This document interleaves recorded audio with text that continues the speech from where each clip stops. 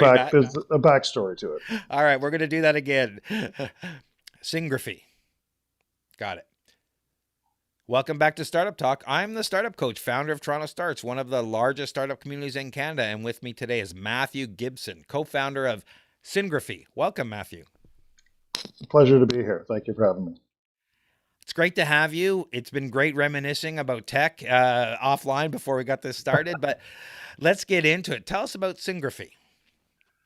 Syngrafii started roughly 13, 14 years ago.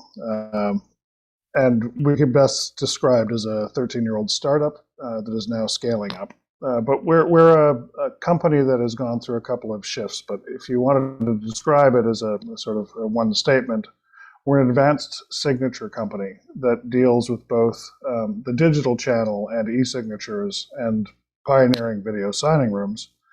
But we also have a hardware component to our business, which is really where we started and learned all of our expertise as it sort of relates to digital solutions today. So I noticed you co-founded Syngrafii with the renowned author Margaret Atwood. How did that come about? And what was the vision for Syngrafii when you started in 2003? 2003 was actually called Touch It. Which was, at that time, a vision Margaret had that was spurred on by actually a FedEx driver showing up at her door and handing her at that time, if you think back that long ago, a pad where she was expected to sign her initials and her name onto it to acknowledge digital receipt of a package that was being delivered.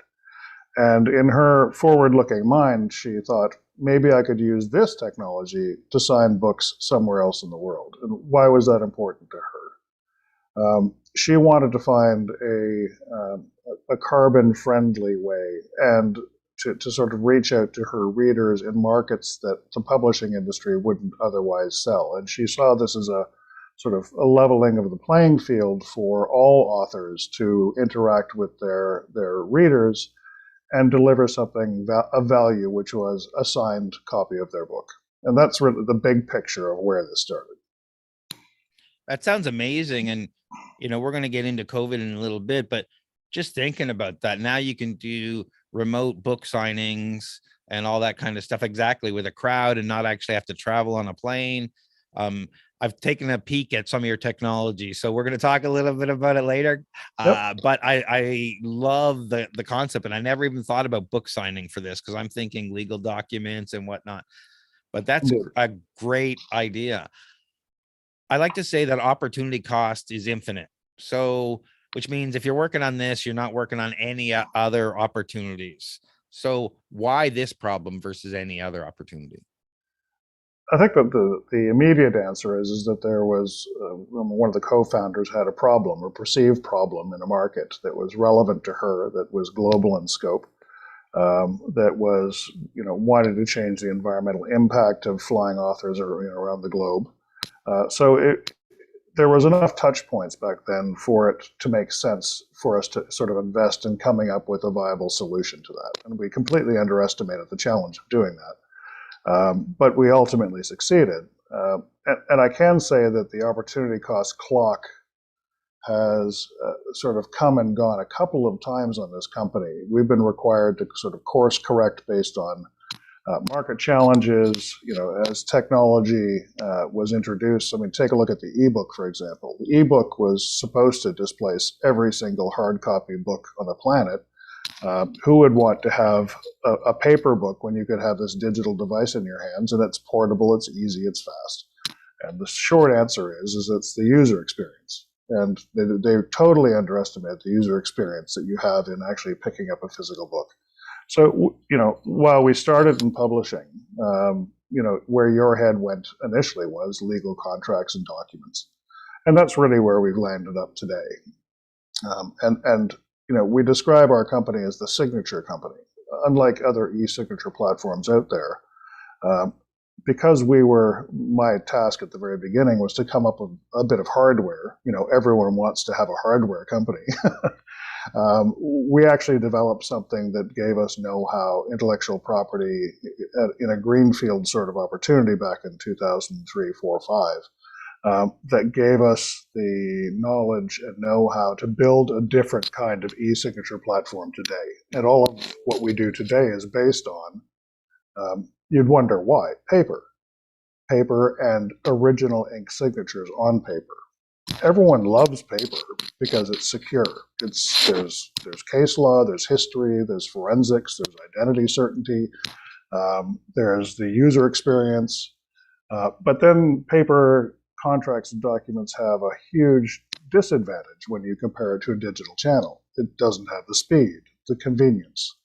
And so we've married the best of paper with the best of digital, and we now have a platform that anticipates any of our customers' needs. Sounds amazing, and we're going to get into it, but I want to take a step back and say I'm a curmudgeon. I've been around for a long time, and I hear all the talk about AI right now. And I say, yeah, back in the 80s, it was expert systems and it was going to change the world and everybody's going to lose their job. But guess what? Here we are. It's probably going to be another 30, 50 years before we actually get to where everyone's telling us we're going to be tomorrow. And we're talking about the paperless office. This is where I'm switching gears. We've been talking about it for 35 years. What's the holdup? Why isn't it here? I think we're transitioning. They said take a look back at typewriters. Then you take a look at computers. Computers were supposed to allow us to keep things in digital form and not actually hit the print button. If you needed it at some point in the future, you could print it out. But so much of the sort of high value transactions that are conducted in business in any market vertical comes down to the risk associated with completing a transaction. And historically, all of that's been done in person. And as we've all likely, or depending on your age, have been required to go and sign physical documents for certain transactions.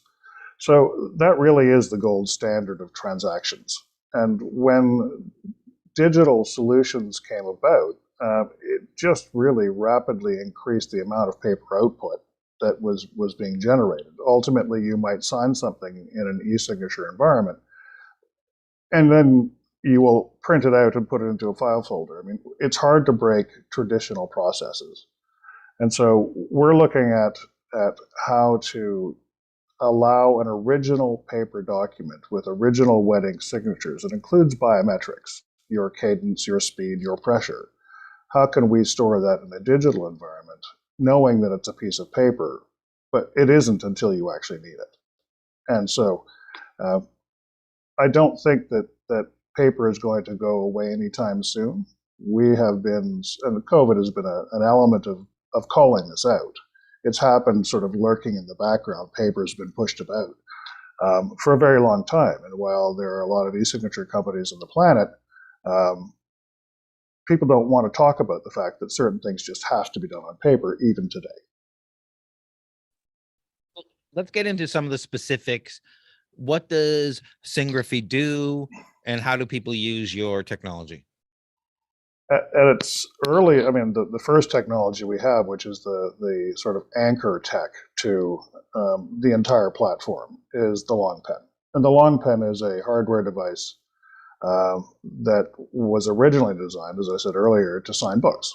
And that's now been transitioned. The first one we built took 6 people to lift, and it was shipped around the world in a coffin.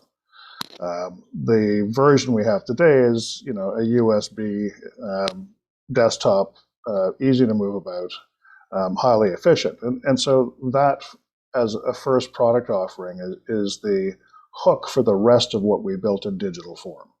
What we learned there and then transitioned into digital is a complete departure from where any other e-signature company went. If you take a look at some of the industry leaders with $50 billion market cap, they have a service, they have a product, they're very good at what they do. But our view of what they developed was a signature and process of convenience, as opposed to a process and signature environment that's built on compliance. And if you look at what they're providing, that is completely different, where we went in a completely different direction because of the long pen. they're providing what we refer to as proxy signatures. It's a representation of who you are. It's a representation of your name and your original signature. But in that, it raises questions of doubt. Who's signing it? Who's sitting at the keyboard? It's what you know and what you have that allows you to gain access to any transaction. In our world, your signature, interestingly enough, is one of the strongest biometrics out there. It's like your cadence, your fingerprints, your iris scans can all be taken from you without your permission. Your signature is one of the few biometrics that you actually have to give. And unlike your fingerprints, which are identical and unique to you, your signature is unique to you, but uniquely different every single time you use it. And so we've built a platform that has really called on all the best elements of a traditional process that was highly regarded, is still considered best in class. And we've built it all into a digital channel and gotten rid of all of the inefficiencies associated with it.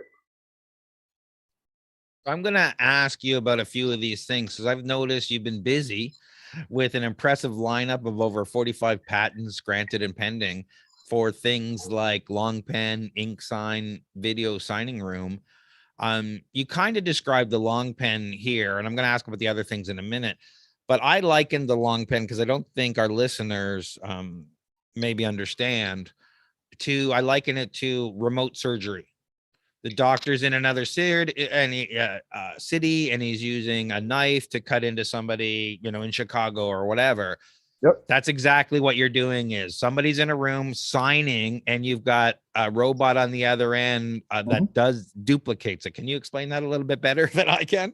Actually, that's a perfect example. And back at the very beginning, I said we blew a lot of stuff up, and we did. We built probably 3 or 4 prototypes that sort of left the room smoking.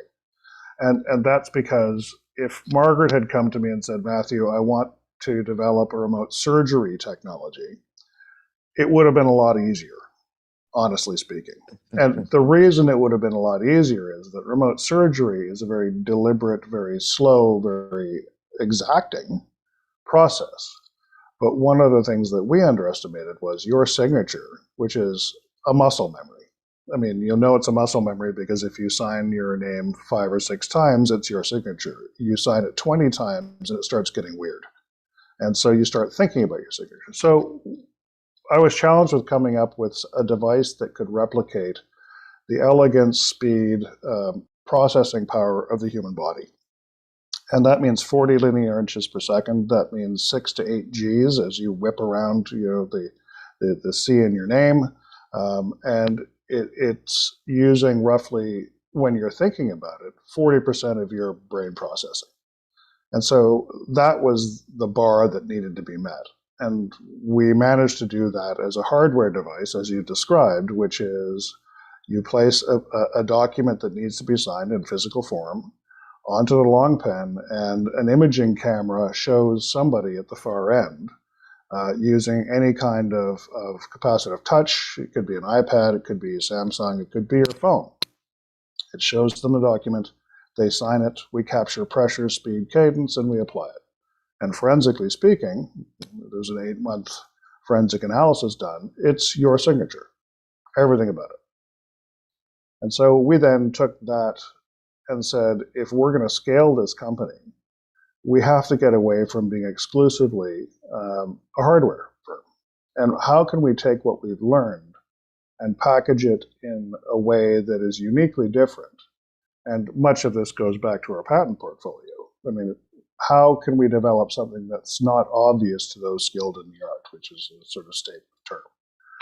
And we said, we're going to replicate the security, elegance, and non-repudiation elements of paper signatures and original one-time use signatures, and give that to our clients so that they can continue what they've always been doing, but much more efficiently. What is a video signing room? When we first built the long pen for authors, there were 2 components that were required. One was you needed some way of transporting a forensically accurate signature to a physical book somewhere else in the world. And then there was, how do you have the author actually interact with the reader? And that's video. And so back in 2003, I mean, you think about technological changes. Cisco and Tandberg were hardware devices that gave high quality video. I think Skype came on the market in probably 2003. So we were starting to see software elements of it, but it wasn't really very good. So we naturally put video and signing together as a solution for the publishing industry, which made us think and file intellectual property on this, of how to complete a transaction in conjunction with video conferencing, where the video is recorded for non-repudiation. And I know that's a mouthful, but what it basically says is all of the things that you would do by going to your bankers and sitting in their office, and the paper that you sign, and the conversation that you have, is all done remotely now to a higher degree of certainty and defensibility than if you'd actually gone into your banker's office and signed physical documents. And so we filed IP on that, and we were granted the patent for that. And as we've seen with COVID and remote and sort of distributed workforce expectations of what the world is today, video is a very big part of that. And how do you complete transactions? And so we married that into Video Signing Room, which is unique from an intellectual property perspective to our particular company. And you have another technology called Ink Signed. What is the Yeah. difference between the others and this? Again, I've mentioned the proxy signature. You type it, you click it, you scan your signature in, and it's an image that you drag and drop. I mean, all of those, again, from our perspective, are very low, convenient ways of executing agreements.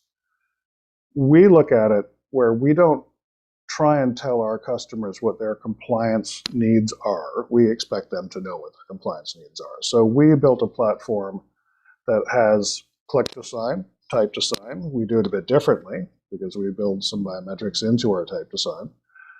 But at the very high end of the spectrum is the ink to sign. And ink to sign is really your unique one-time use signature. We don't allow the signature to be saved. We don't allow, if you have to sign a document 13 times, you have to sign it 13 times, just like on a piece of paper.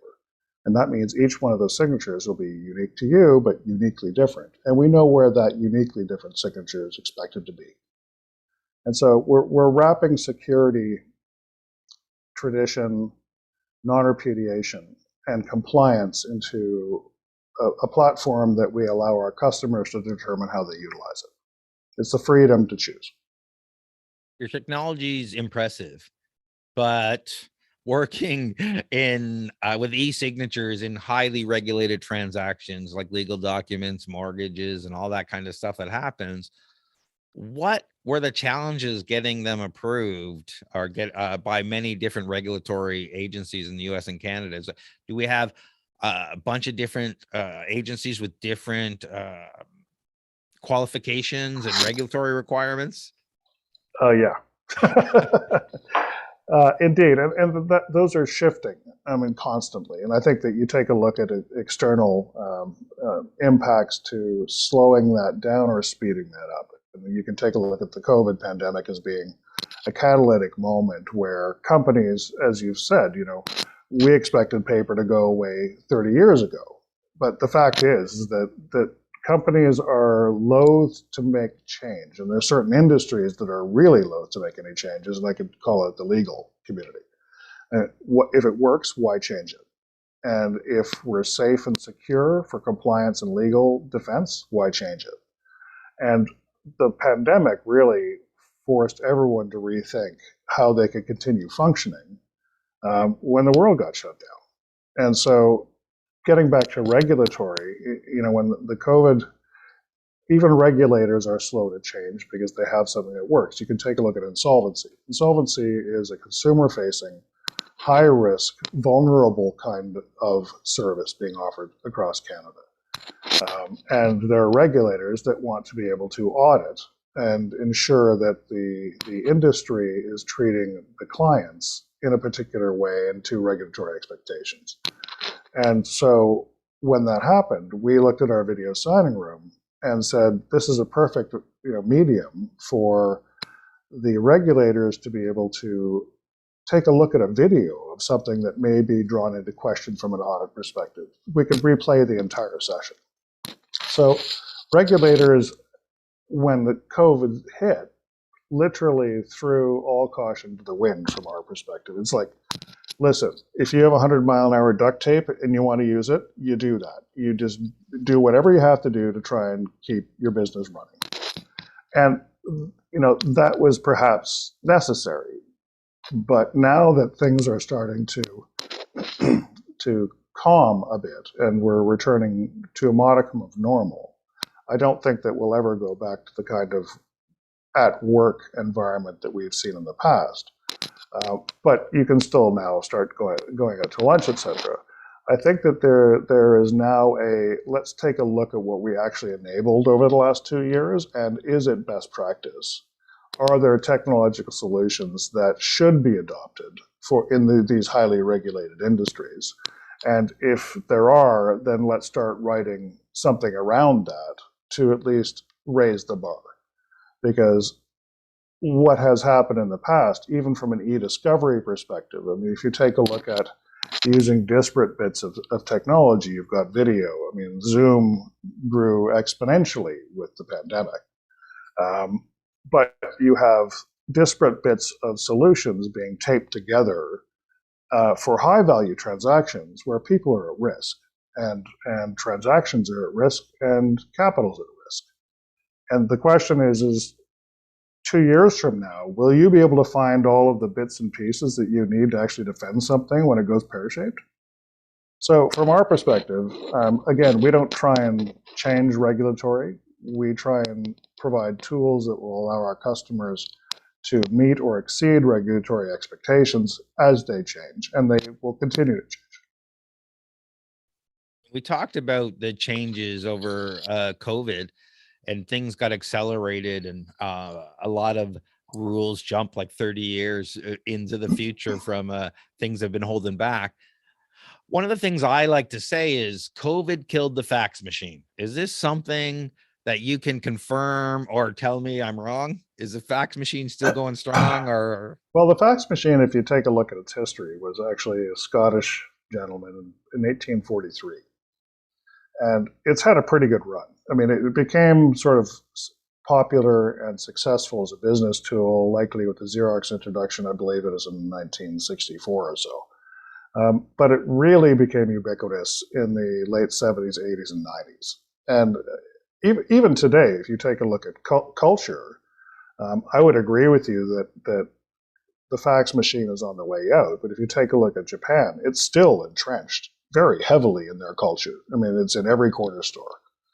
So I do believe that the COVID pandemic was a further sort of nail in the coffin of a technology that had been challenged with technological advancements around it to make it obsolete. And that would be email, that would be video calls, that would be any number of things. And indeed, platforms such as ours that allow you to share documents in real time, talk about the documents, sign the documents, and record that transaction. So I agree that the fax machine is going to go the way of the typewriter ultimately. And yes, the pandemic has pretty much put a pretty close financial nail in the coffin. So we're getting close, but not quite there. Not quite there. So technology has a tendency of hanging on, and that could be generational. I mean, maybe it takes all the people who love fax machines to actually get out of business and pass on and die before those kinds of technologies actually just go. I mean, if you asked a millennial today about a fax machine, they'd laugh at you. Absolutely. What does your business model look like? Is it software license based, your own platforms only? Are you licensed technologies in other ways? At the moment, we're a software as a service, but we are unique in the sense that we understand with sort of our larger clients, and we really did focus on transactions secure transactions at the high end of the market where there's very serious material implications of things going wrong. And so I would look at, losing a bit of thought there, where was I going with that? We were talking about your business model, Yes, your software as a service now. Yeah. Yep. So I'll cut that out. Don't worry. good. Thank you. If you take a look at what models there are out there right now from, competing services, we're all familiar with the seed license. The seed license. Cool. You need to commit to how many people in your organization are actually going to have the ability to sign documentation. And we all know that industries try and find ways to save money. And so what they do is they get 2 seat licenses for 4 people, and they share the seat licenses. You also have to buy seat licenses generally if you want any kind of cost savings on sort of termed 1-year sort of expenses. And it's interesting that our business has always looked to how was it done before that worked, but how can we improve on it? And so while every one of our,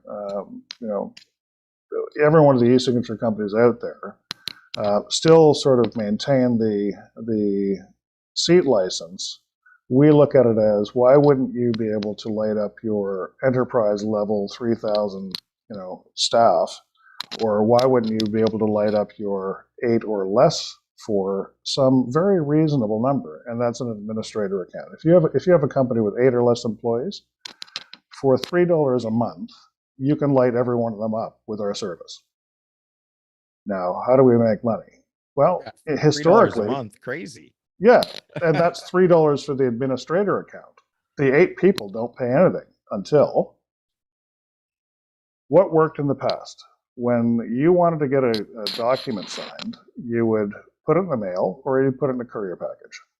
And you would have a cost associated to that, and that cost associated to that would generally be attached to an ROI of some sort. I'm sending this out because I'm going to make money. And so we came up with one of the first offerings of a consumption-based model. Whereas if you have 8 employees, maybe one of them signs something once a year. Maybe one of them signs 300. So we have treated our packages and our video signing room environment as a consumption. If you use it, you pay for it. It's like a stamp or it's like a courier charge. And you control how you expend it. And you don't have heavy overheads that you have to worry about. By doing that, you have associated responsibility and liability and responsibility for individuals in your organization sending things out to be signed. You know who did it. You can hold them accountable for it. And there's transparency in the transaction. So we're consumption-based as a model, which is quite unique. Everyone in your organization, either $3, if you're an enterprise with 3,000, it's $20 a month. That sounds amazing pricing wise, and sounds like a great model for most people. It allows them to control, seasonal variations, for example. There are companies that have to have 35 seat licenses that run them tens of thousands of dollars a year, and they use it half the year. For us, it's if you use it, you should pay for it, just like a stamp, just like a courier. Being an ex-CTO, having to manage all these seat licenses and staffing changes from quarter to quarter for 6,000 people, and someone's one department grows 3,000 or grows 1,500 in a quarter. Yeah. It's like, you got to explain to Microsoft or Oracle or whatever, all this. Yeah. And budget for everything. Yeah. It's crazy. It is. And we simplify all of that. I've been wondering about the environmental impact of all the documents we print to be signed, multiple copies couriered across town and sent back across country, wherever. It seems to me we should be moving faster to remove these things, even if it's not the paper, which is somewhat of a renewable resource potentially. It's the transportation, the carbon for shipping stuff back and forth and whatnot, and then the storage of these things, because they have to be in an environment. Anyway, what kind of environment impact can we have by switching to paperless? It's huge. I mean, last time I checked, and this is probably a couple of years ago, as I took a look at the courier industry.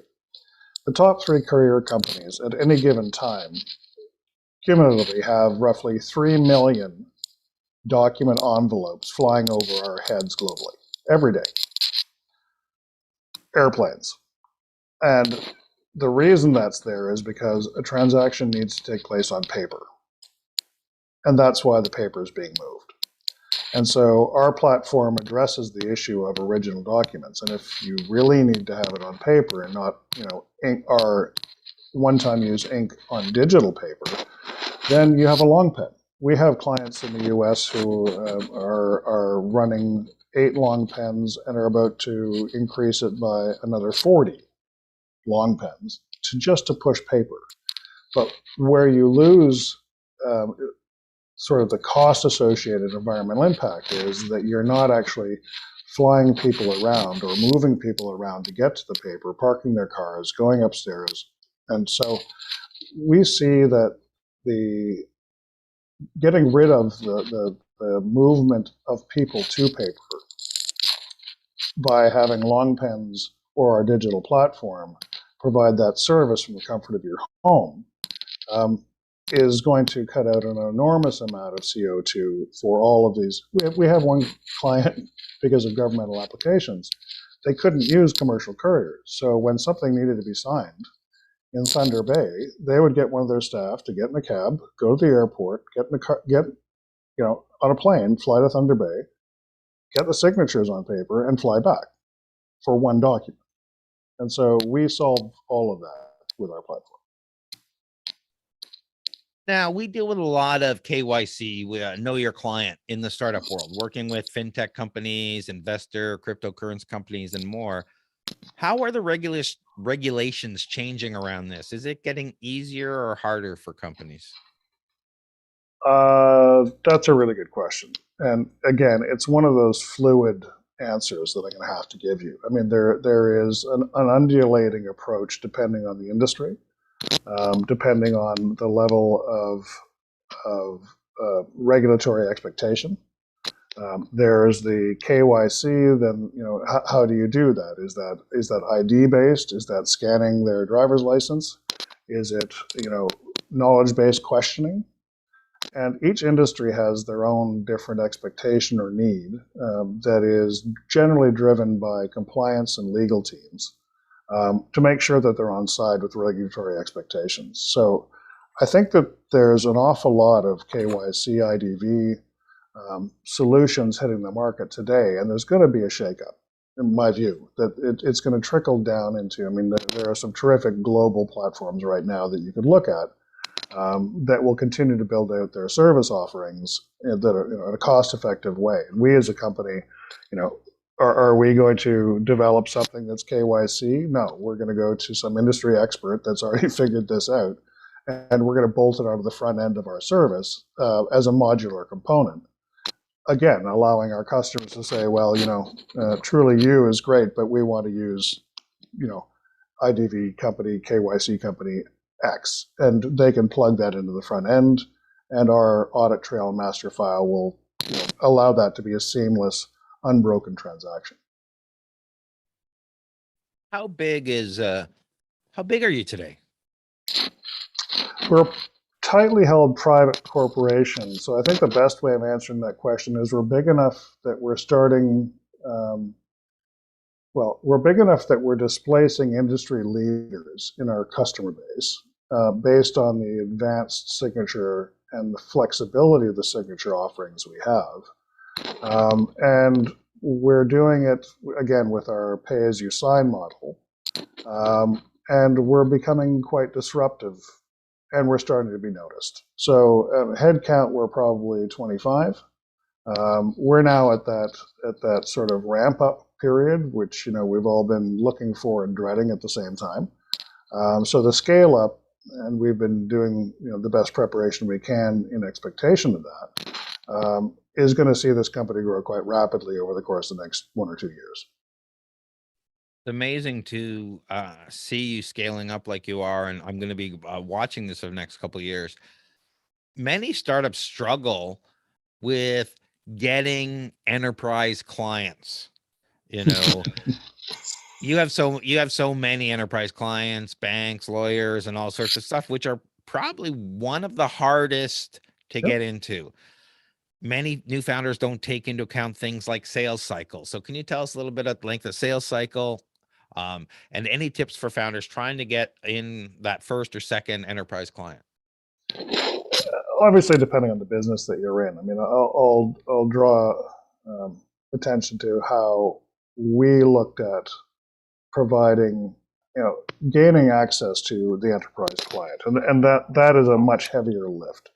So we as a company said, who are the enterprise clients going to be looking to be able to say what we as a company are providing and are proposing is worth the time, is worth the complexity of process change, should they adopt us.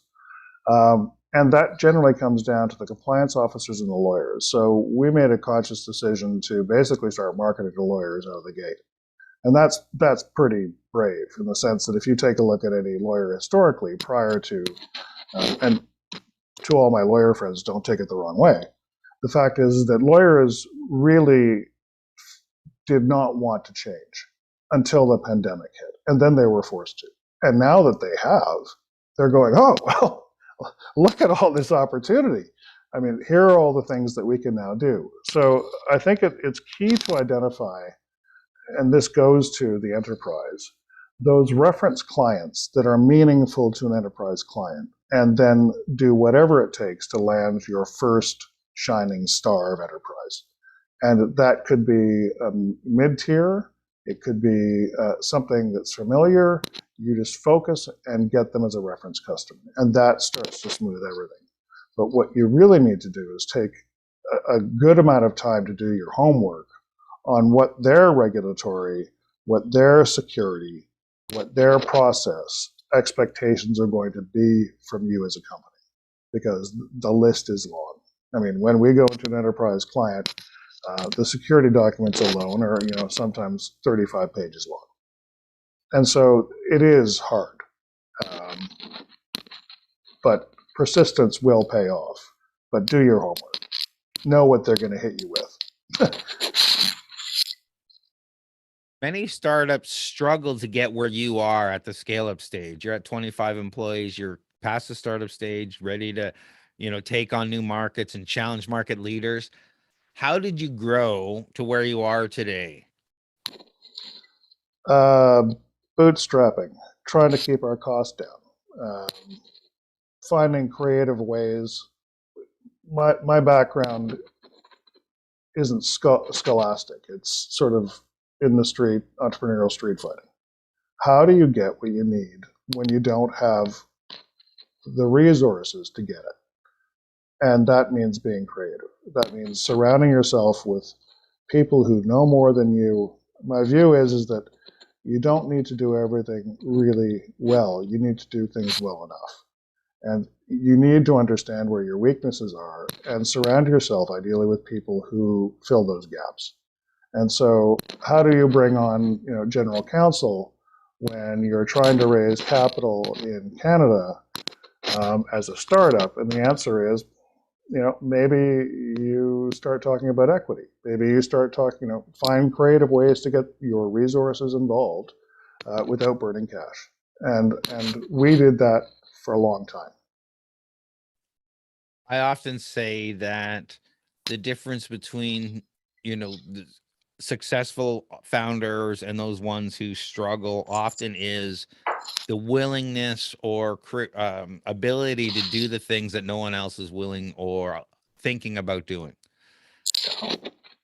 You know, it sounds like that's exactly what you had to do. I've become an expert at packing up long pens. I mean, as a startup, you really have to understand that you are going to, and everyone that you team with, and ideally you find people who are as passionate about the venture as you are for the right reasons. And there needs to be self-checks. I mean, you need to self-check because, entrepreneurs have a tendency of becoming a bit focused too focused in many respects, that they can't step back. And so much of how I've looked at my career, and Lord knows I've made enough mistakes. And some of the mistakes I've made, it's been because I haven't actually taken the time to step back. It's constantly going, constantly going. You always have to perform. You always have to do all the different things. And I can't stress enough the importance of being able to take some time for reflection, step outside of what it is you're doing. And this comes down to life-work balance. And, entrepreneurs are notoriously bad at that. They really are. And by being really bad at it, you're doing yourself an enormous disservice. Take the time, step back, look at the big picture. Take a look at what's happening in the market that may impact what it is you're doing. I mean, we as a company, one of the greatest enabling things that allowed us to accelerate our growth was the introduction in 2007 and 2008 of the iPhone and the Samsung touchscreen smartphones. Prior to that, we had Wacom tablets that were specialized for artists. We had HP tablets, computers, laptops that were, 6 times the cost of a standard laptop. That's what we had to do as a business. And when technology caught up, if we had not seen that coming, we couldn't have coded, we couldn't have responded. And we saw it coming, and we did. We also saw what was going to happen with video conferencing. And that allowed us to go back to, all of the intellectual property, the patents we filed, which is now 11 families, and say, this is where we think the world is going to go. And for us, thankfully, we hit it on the head with regard to video and signing documents all in one session. And we couldn't have known that back then, but here we are. I like to say that entrepreneurship is not a solo sport. And I think you nailed it there when you're saying you need to take a step back. And the best way to take a step back is make sure you network, find a group that you talk to once a week, however often, of other founders, talk about your struggles, so they are looking at it and they'll pull you out to that. Hey, why aren't you doing this? And why aren't you doing that? So you're not so focused. That's why we run networking events and try and get people together and find the like-minded people so that you're not so focused on those things. That's amazing and great advice. I like to share both successes and failures so that others may not make the same mistakes. Can you tell us a time where you messed up? There are so many. And you know what? There's so many. I think when I was younger, I would have had a hard time saying that. As I'm older now and I take a look at the life experience that I've had, I've made some pretty spectacular errors in preparation, in assumptions, in calculating where the world might be going, and importantly, my personal perception that what I was doing was going to be absolutely valuable to someone else. And unless you can step back and say, why wouldn't this be? Again, you continue to do the same. Here's one. And it deals with intellectual property, which is actually something that entrepreneurs, I've discovered, only because we have companies now infringing us, is that not enough firms actually, when they come up with their idea, say, I wonder if there's something out there that suggests we can't do this. I mean, that's not something people generally think about. So a freedom to operate investigation, and it's not all that hard to do. I mean, back when we started, Google didn't have Google patents. You can do keyword searches on something that you're looking at doing. And we now have a handful of companies that we're talking to saying, it's really great that you've built this video signing room technology. However, we have intellectual property that says we need to talk. And so a freedom to operate, here's my failure. And it deals with the America's Cup sailing syndicates. A technology license at the University of Toronto Aerospace applied to winged keels and to keel and rudder technology. We filed IP for, and then we went on this grand European tour talking to the US DeSavory team, the Italians, the people in the UK, the Germans. And the gig for us was, we have this new technology that will give you a technological advantage in the America's Cup syndicate. But we can't tell you what it is, and you need to pay us $4 million. And when you pay us the $4 million, we'll tell you what it is, because we didn't have IP at that point. And in the middle of this negotiation, I was contacted by our law firm at the time, and they said, we didn't really search the German patent office, and there's IP that's already been issued to somebody else, which means you can't do it. And at this point, we had, and this is many years ago, we probably had $500,000 into this. And not to mention my professional credibility talking to Peter de Savory in the UK. I mean, so do your homework and do take into consideration freedom to operate, intellectual property, and is somebody else doing this? I mean, if there's no IP, it's he who markets first best wins. If there's IP, then you need to take a look at, can we get around it? Should we license? Should we partner? Should we even undertake any of this because the risk is too great? Great advice. And usually you can get a first or second call with an IP lawyer, inexpensive. So absolutely take the time and just ask those questions if you're moving and you don't know. And honestly, their answer may be, there's absolutely nothing out there. And that's a great thing to hear, because you say, okay, well, back in 2003 when we started, our lawyer said it's a total greenfield. There's nobody doing this. Who would be filing IP on paper? Really? It was all going away. Why would anyone be signing IP, doing IP on video and paper and ink? And yet here we are. So what's your favorite book for entrepreneurs? But it goes back to my comment about how do you get what you need when you don't have the resources to get it. And that sort of led me to the thought when I was posed that question. And I would have to say getting to yes. And getting to yes is really an elegant way of negotiating where everyone feels as if they've won, but it gives you an upper hand on how to actually get what you need. And so that would be a good short read on skill sets that allow you to be convincing and allow everyone to feel as if they've won. Now, because of your background and your co-founder, we're switching to any genre. What's the book you most recommend people read?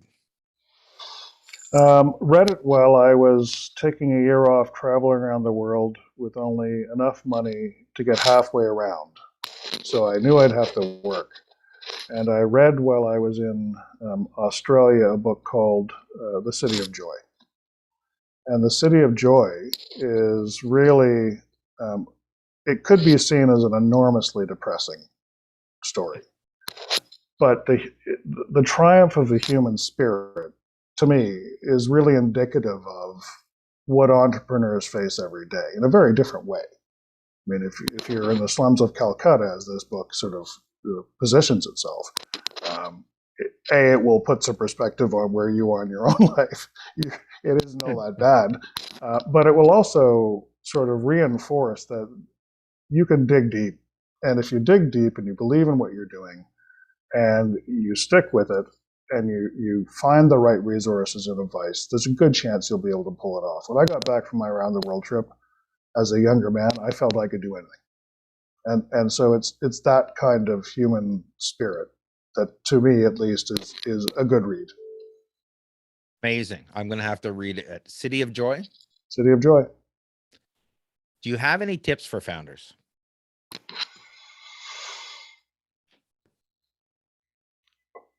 Lots. There are, as you know, resources such as your own. It's networking. Find mentors. I was extraordinarily fortunate to find a couple of old school mentors, because I'm old enough to have old school mentors, that had created extraordinary wealth and extraordinary value in, one of them started as a magician and built an enormous empire in radio and broadcasting. Another is somebody who has a company that's named NFQ, which is, I'm not sure I can say it on your in this, but it's never fucking quit. And that kind of don't quit, but find the perspective, find the time, and find the balance, and then run like hell. No problem saying that. I'll just put the explicit tag on this episode on Apple. It's all right. No big deal. I have a couple of people come on who drop a bomb here too. So. And it works. What is next for you in Syngrafii? I think we continue to try and eat the lunch of some pretty large industry leading organizations. I think we continue to file intellectual property. I think we expand in all aspects of our business. And ironically, the long pen is really taking off at the moment. Physical pieces of paper being signed. And so it's just listening to our customers. It's adding features and services that are important. We're going into the remote online notarization areas with much of our platform, which is a big up and coming. And again, into banking applications, customer service, client onboarding. We just continue to add value, drive revenue, and add clients, ideally marquee clients, to really get people to notice who we are. So where can people go and find out more about you and Syngrafii? And all the links you mentioned here and previously will be in the show notes or in the chapter link. So if you're listening on the podcast, click your chapter links. When we're talking about the long pen or any of these technologies, you'll go right to this page. But where can people go find more? Obviously, the corporate website. And Syngrafii is spelled Syngrafii, but it will be in your links. And a quick story, because Syngrafii is actually based on Syngraphus. And Syngraphus goes back to the time of the pharaohs. And the pharaohs, when they were doing contracts, would write the contracts specifics at the top and bottom of a page and write Syngraphus across the middle and tear it. And that way you knew you had an original of a document when you put the two back together, what you agreed to. And that's sort of how the company based it. But, certainly I'm also on LinkedIn. And we have support and contact numbers on our website should you wish to learn more. We also have free trials. Come and give it a shot. I think you'll like the platform. Thank you for taking the time to be a part of Startup Talk. I really appreciate it. It's been my pleasure. Thank you for having me. We'll talk soon. Cheers.